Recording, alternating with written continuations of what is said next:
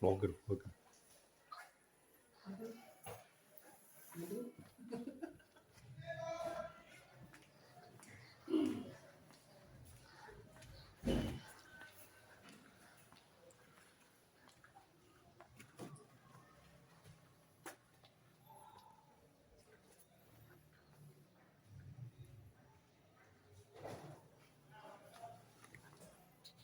Assalamualaikum warahmatullahi wabarakatuh. Salam sejahtera bagi kita sekalian.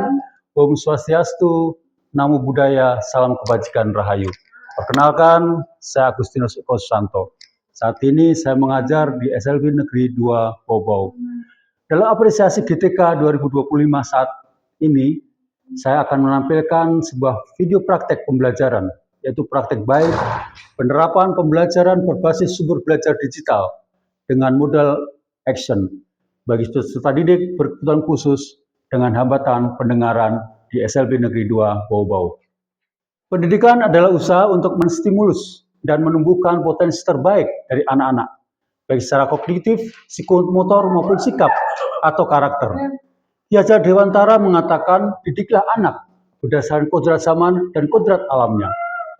Hal ini menunjukkan bahwa esensi pendidikan di sekolah dirancang berdasarkan kebutuhan murid dengan memperhatikan karakter anak-anak dan kebutuhan mereka dalam menghadapi tantangan zaman. SLB Negeri 2 Bau adalah salah satu satuan pendidikan khusus yang berada di wilayah Kota Bau-Bau, Provinsi Sulawesi Tenggara.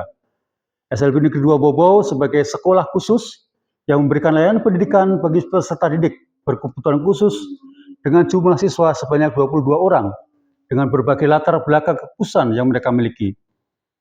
Dengan latar belakang berbagai kekhususan tersebut tentunya diperlukan metode dan strategi pembelajaran apa yang dapat diberikan kepada mereka secara baik dan benar.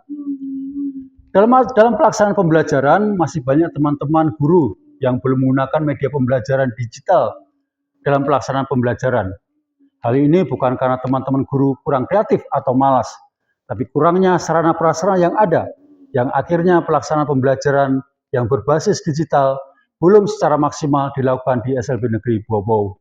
Dengan berdasarkan situasi yang dihadapi itulah, maka saya mengambil praktek baik ini melalui video pembelajaran yang saya lakukan ini. Semoga video praktek baik ini bermanfaat bagi kita semua. Selamat menyaksikan. Lagi lihat.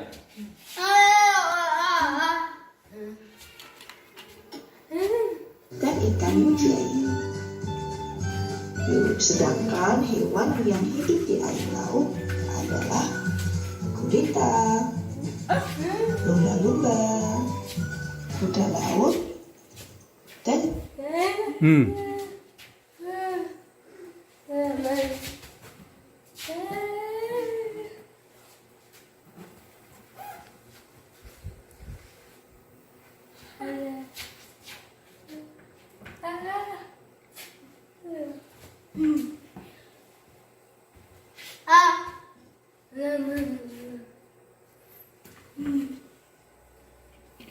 juga cumi-cumi.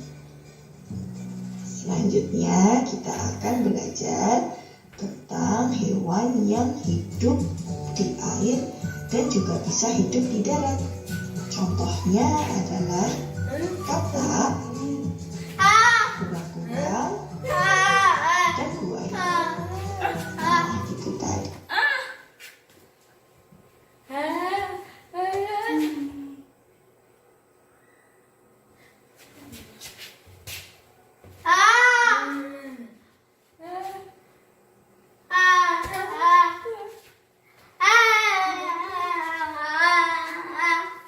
Lanjut ya, lanjut.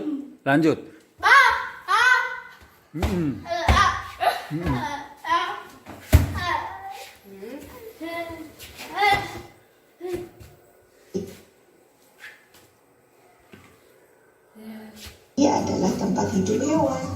Selanjutnya kita akan belajar tentang tempat hidup tumbuhan.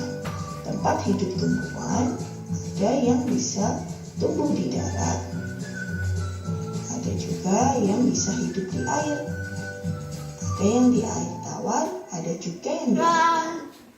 tumbuhan juga ada yang hidup di tumbuhan lain. Laut adalah contoh tumbuhan yang hidup di darat. Ada pohon kelapa, ada pohon mangga, ada padi, atau bunga mawar. Nah, selanjutnya kita akan mengenal tumbuhan yang hidup di air. Pertama, tumbuhan yang hidup di air tawar. Nah, tumbuhan yang hidup di air tawar, yang pertama contohnya adalah teratai. Teratai bentuk daunnya bulat dan berbunga indah.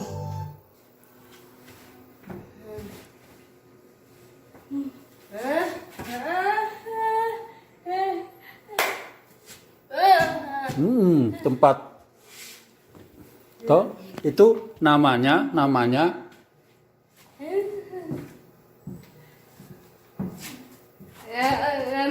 teratai. Ya, lanjut. Lanjut. Batang teratai ada di dalam air, akarnya panjang hingga menembus tanah. Nah, yang kedua ada eceng gondok. Eceng gondok biasa dijumpai di rawa-rawa. Ada juga bakau. Dan contoh lainnya ada ganggang. Ganggang biasanya kita pelihara di aquarium. Yang kedua, kita akan belajar tentang tumbuhan yang hidup di air laut. Tumbuhan yang hidup di air laut, contohnya adalah rumput laut. Rumput laut banyak dikembangbiakan oleh petani. Rumput laut dapat diolah menjadi agar-agar loh. Nah, ada juga contoh lain yang hidup di air laut adalah tumbuhan kelp. Kelp biasanya ada di dalam laut dan dapat tumbuh hingga 80 meter. Setiap hari kelp bertambah tinggi hingga 50 cm. Nah, selanjutnya kita akan belajar tentang tumbuhan yang hidup pada tumbuhan lain. Contohnya ada anggrek, tali putri, pakutan usang, dan juga benalu. Nah, itu tadi adalah. Terima kasih. Duduk. Nah.